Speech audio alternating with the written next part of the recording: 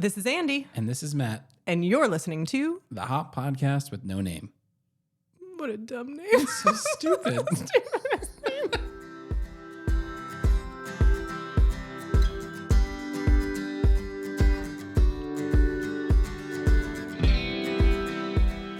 Episode 80, which means that typically I'd start this episode by saying what type of anniversary the 80th is, but I'm not going to do that. But I will say Happy Mother's Day because it's the day after and we're recording it. So Happy Mother's Day, Andrea. Oh, I didn't get you anything. What is episode? It's just because you didn't look it up. That's why. What is 80? I've already said I'm not prepared. Now you're just calling it out again directly. I'll find out. Don't worry. During one of your monologues, I'll look it up. During one of the times where you're like, wow, she's saying so many words. She's still going. Huh? I wonder what I can look up right now. We are on, as we so jokingly called it as we were getting ready to record this, we are on part 3 of part 2 of defining hop, which to give a little bit more to it, we had set out to define how we talk about hop. And we started with complexity science. That was 5 parts. And then we moved into organizational psychology. Yeah. He got there. And this is part 3 of that. We did some operational learning for the last part of this, which was really fun for me to continue to learn about your morning, which I'm sure everyone is tired of. But we have no operational learning planned today. We are going to focus on... Oh, you don't know that. Well, we don't have it planned. That's true, because we don't have much planned at all. So I didn't lie. I was spot on in what I said so far. We're going to talk about how we define problems today. Yeah. Which I think we ring the bell a lot on this topic because it's something that you and I talk about a ton when it comes to what we think is changing when people or organizations put this hops up in the practice. So this is a big part for us. Yep. Don't let me down. So when we were trying to make sense of how organizational psychology fits into all of this, we mentioned that it's pretty hard to do because much of the subject is organizational psychology in practice. That said, there's some pieces that come up very frequently. 2 of them we talked about, right? How do you relate to someone and how do they provide you information, right? So what is the relationship between psychological safety and being a curious leader and somebody's ability to provide you that information? But then what's equally as important is what we do with that information, which gets into how we see problems as an organization, like what we consider a problem to be, what level of problem we're trying to attack. Because how we define what we just heard is going to aggressively change what we end up trying to solve for. And I think the big difference between what I had thought I was solving for and then what Hop brought to the table is that I'm pretty sure I had believed my job as a safety professional was to explicitly lay out process, train people to be able to follow that process. And then anytime I was aware of deviation, found deviation, somebody showed me that there was a problem, that my job was to get people back on to process. And the way I was picturing doing that is each individual became either the good process person or the process person that needed adjustment. So I was trying to change our safety performance by managing at the individual level. I think if you can you equate that to Black Line, Blue Line? Because I think we've talked about that a bunch, and I think it's a fairly well-known topic so far. Yeah, so I was taught originally Black Line, Blue Line as the drift model from human performance, nuclear industry, part of aviation industry, which is if you picture the black line as your process, the blue line is continuously falling away from your process, and your job is to get the blue line back up to the black line, right? So I have to identify that we are no longer following process, and then I have to get us back onto process. Erosion And then of the standards. way, say that again. Erosion of standards. Erosion of standards, absolutely. And those erosion of standards, the way I was picturing them being eroded, even further than just the erosion, is that it would be individuals not following process anymore. And then those individuals would influence other individuals to not follow process. And so in order to fix it all, we have to manage each individual and manage their ability and want, I guess, to follow process, their recognition of hazard, their desire to, their ability to execute it, their competence in being able to execute it. And all of those pieces were individual pieces, meaning all of the solution sets lived in each person being better in some way, shape, or form. So was that like saying, John had his own problems, Sarah had her own problems, and you look at them individually? No, I wish it was even as good as that, Matt. It was more like I'm walking on the shop floor and 6 people, some of whom I know their name and some of whom I don't know their name, are not wearing their safety glasses. Out of how many?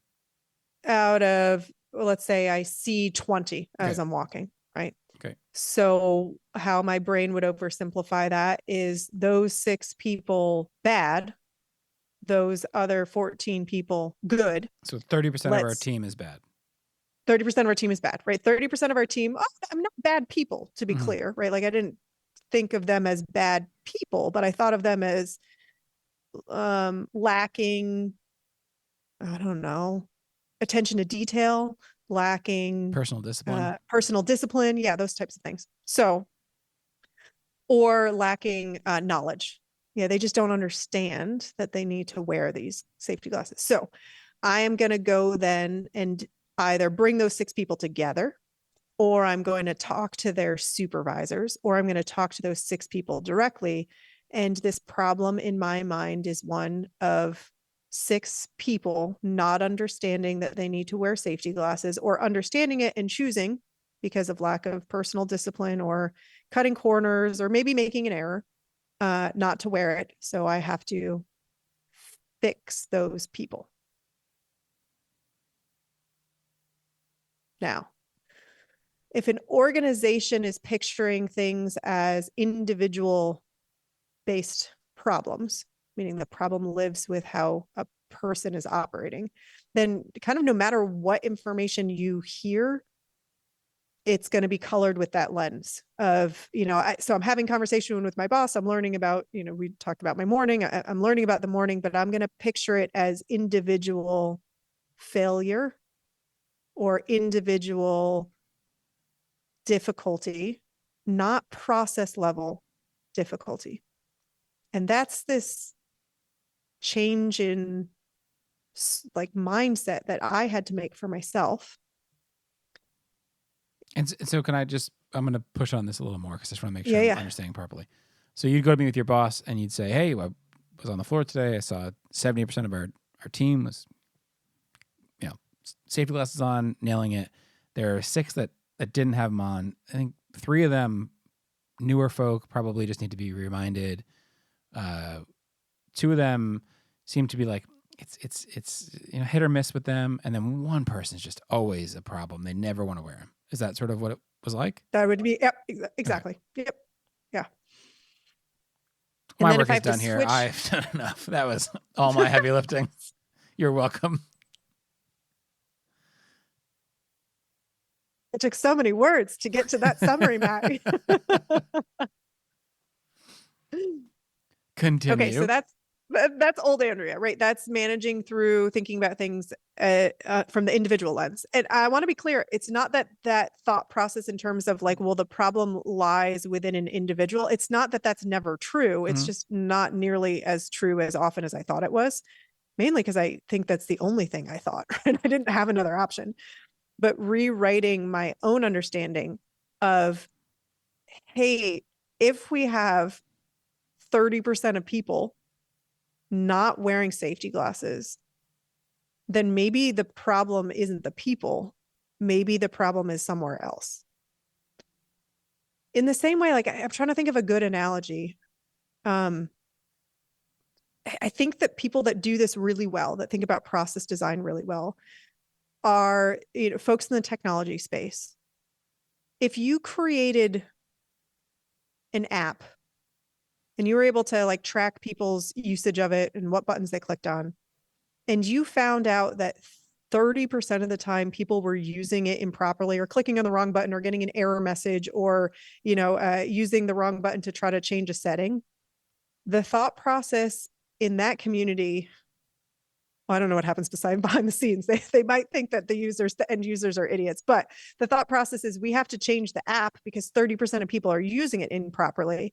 The thought process isn't I have to go educate, I don't know, thousands, hundreds of thousands of people that are using this app to use it better. And that's the difference between trying to solve things on an individual level or trying to solve things at a system level. Once you get a large number of people doing something, it's very impractical to think that the way we're going to solve the problems is always at an individual level. That doesn't mean we shouldn't be focused on being able to create competence at an individual level or being able to, you know, make sure we're upskilling people or giving people options to change in their job. Like there's a lot of things that have to happen at an individual level, but there's so many other things that can be and should be happening at a process level, or in this analogy, at the app design level, that in my world didn't even cross my mind as an option sort of early on in my career. So how I define my problems was very different than how I would define them today. I'm really not stuck on, but I'm constantly hearing you say how I define my problems, and you start off by saying how we define what we just heard as the problem.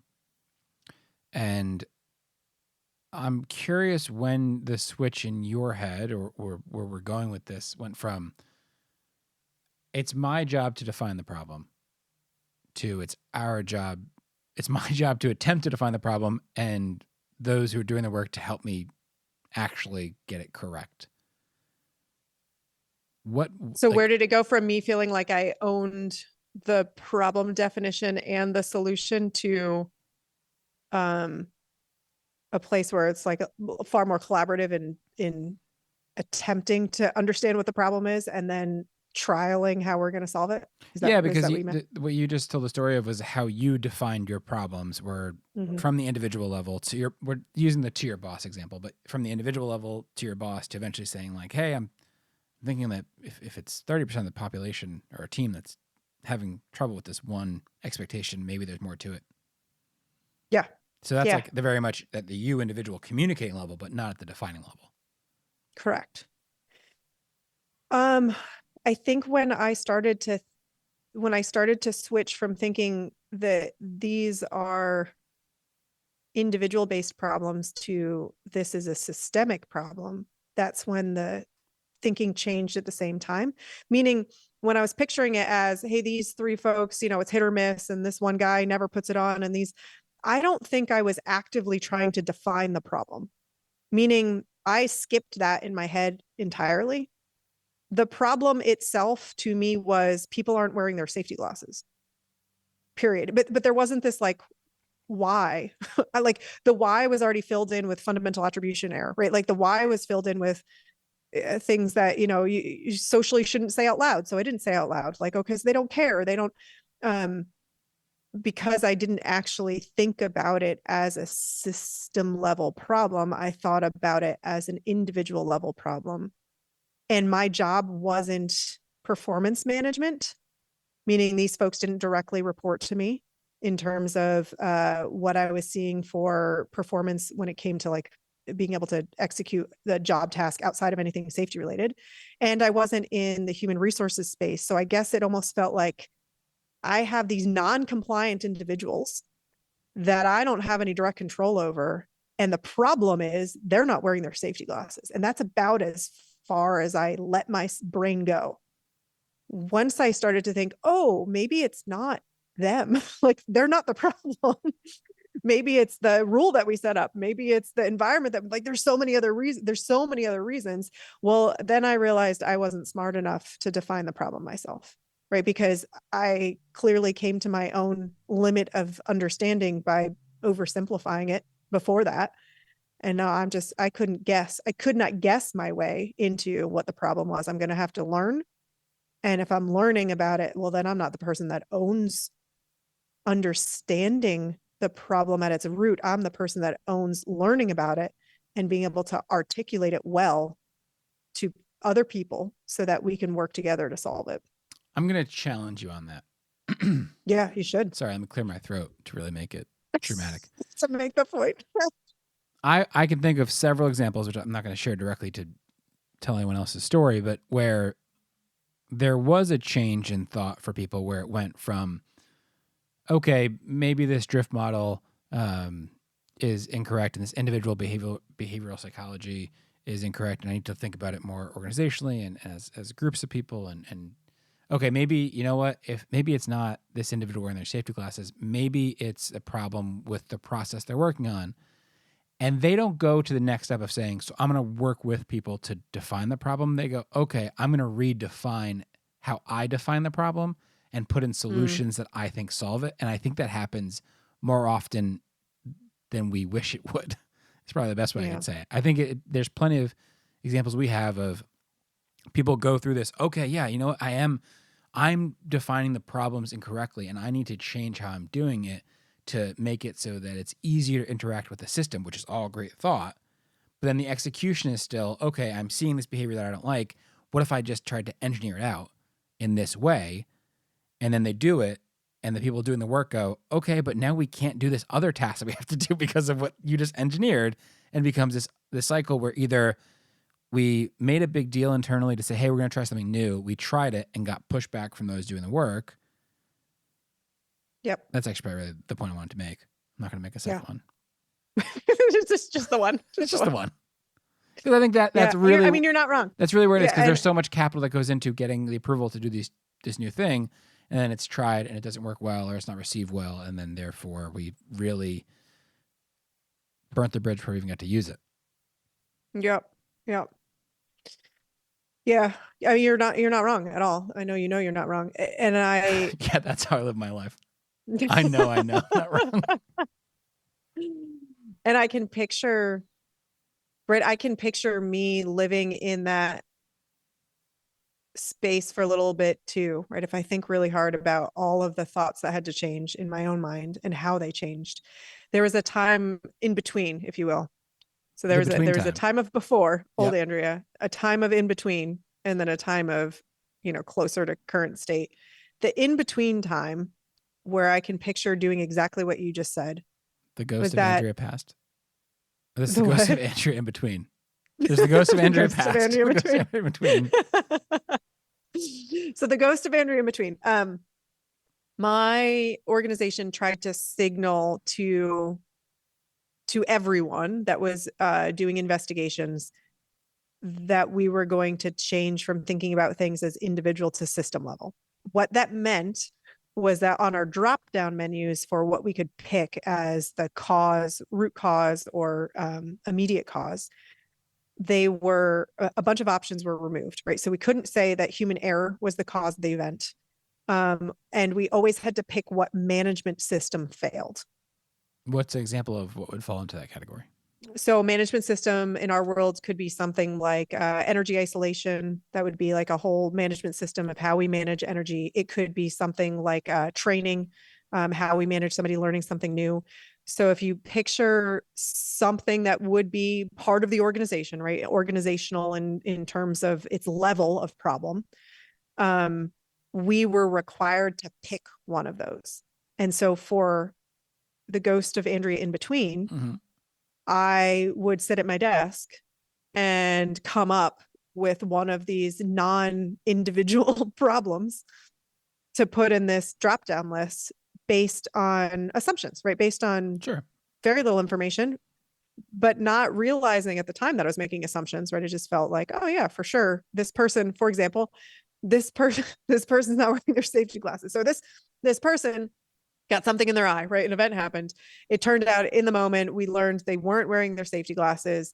And then the management system that is missing is the training expectations part of this management system, because clearly the person didn't know that they were supposed to wear it or didn't believe it. So our training isn't good enough to capture hearts and minds. So the thing we're going to change is the training. That's a different level problem, not the individual, but still I used the same logic to come up with a different level problem. Yeah, How did that which was a problem. like, that's a in and of pretty itself. big change. That's a Yeah. pretty big change. We would obviously say it's incomplete in terms of the change, but it's a big change from where you were. What was it like internally during that transition from, hey, we traditionally probably put it was some form of human error or person problem, and now we can't? A lot of anger. Yeah. Who was So angry? the people who had to fill out the reports, which in my world was sort of, depending upon what site you were at, was either a joint responsibility or the direct responsibility of the direct supervisor with the support of the environmental health and safety individual, or at other locations, the environmental health and safety manager would be the person to fill it out. And I can recall conversations both with supervisors and with peers of mine of saying things like, well, yeah, sometimes somebody just does something stupid. Why can't we just write down anymore that they did something stupid? Now we have to say that our training's bad because they did something stupid. Yeah, so we missed the point. The ghost of Andrea in between definitely missed the point of why of where that information comes from, right? And that becomes the why this part 3 of organizational psychology, of like how we define the problems, has to come in tandem with the where we got the information from, because they can't live separately. I mean, they can. We see them live separately. All They the don't time. live well separately, because when they live separately, let's say you're really good at the learning directly from people, you still end up getting to a place of saying, yeah, well, the person should have known better. Like, they told me why, but I'm still stuck on the fact that they should have known better. And I can't really define any other problem because my brain I can't like flip that switch in my head. I can't get past the fact that they didn't do the thing they were supposed to do, that I thought they were supposed to do, that the process says they're supposed to do. So you learn great information and you don't know what to do with it once you learn it. That's option one. The other option is you don't learn great information. You're forced by how you're categorizing things, or a discussion with a leader that's asking you for answers. You're forced to pick something higher in an organization than the individual level, and you just use the same thought process to pick something else. I mean, there's a very real percentage for each individual that gets their own personal value from solving problems. Sure. I know I did. Us, right? Right. No, the percentage varies, but I think every individual takes pride in being able to solve problems. Yeah. And what happens in a lot of places is it feels like that ability is no longer valued in some ways, because if you really make this transition, you go from, I gathered information with what I could see when I walked by a group of people and they weren't wearing their safety glasses, and then I went into my office and I solved that problem. And solved in air quotes, right? Solved. Yeah. Big air quotes. 24 minutes of talking of air quotes for that one point. Yeah. Or, and then in this sort of in between area, it sort of evolves to, I observed people not wearing safe glasses again. Maybe I talked to somebody. Maybe I didn't. And then I go there and now I'm not even really allowed to define the problem. Well, right. Now with that, but now I have to pick from a drop down menu of things that I don't know. Well, okay, I guess this fits. And none of it's putting accountability on anybody that's doing the work. It's just saying, hey, the person who writes the training in another office, they're the problem. So that's a hard transition for anybody. Yeah. Yeah. Yeah. I don't disagree. Is that Maybe all that's you why have to say people- now? Because you just spoke for so long, and then I made a point. Yeah, okay. It's I mean, bedtime. It's bedtime for Andrea. You're just right. You're right, which is what makes this such a hard transition to make in your mind, because you have to change so many different things for it to make sense, right? You have to change how you're getting information. You have to change what you're looking for in terms of system brittleness in what you're looking for in the information. You have to change who would be the owner of defining that. You have to change who would be the owner of solving it, or at least trying something different. You have to change how you view people's behavior, as whether or not, are they, do they have ownership for the problem, or do we need retrospective accountability to try to hold them? Like, there's just so many things that have to be adjusted in most of our minds that it makes it hard to put all the pieces together. Yeah, I think when we sat down to record this, and the one line I had written down up top was how we define problems. I didn't expect the conversation to go this way. I thought we'd be like, okay, so you've done all this work to operationally learn, and so here's how you're going to define problems. You're going to take the time as a facilitator to synthesize the data that you heard. You're going to try to define them yourselves, bring them back to the group and say, hey, here was my take on the problem statements. What do you think? Knowing that you're going to be at least 50% wrong, and then you continue to mold them with the people who did the work to find a way to define it that it feels good enough to go and try something. That's what I thought we were going to say, which I just said, I guess, in 30 seconds. But the conversation is so much bigger than that, because it's this whole subject is still starts with an individual's change in beliefs. Yeah. I did it again. You said a good point, and I just gave you a yep. That's all I needed. Yes. Now I'm just gonna, anytime you say yep, I'm like, wow, I must have really nailed it. Okay, so we're going to be 27 minutes in. This is a long one. Thanks for listening. We'll be back again soon.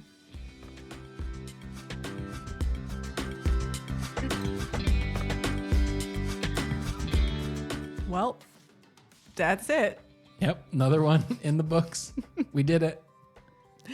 If you want to send us any of your thoughts, actually fling us any of your thoughts, you can do so at the website www.hoppodcast.com. That's HOPPODCAST.com. It's still such a stupid name. It's such a different name. We look forward to hearing from you. Thanks for listening.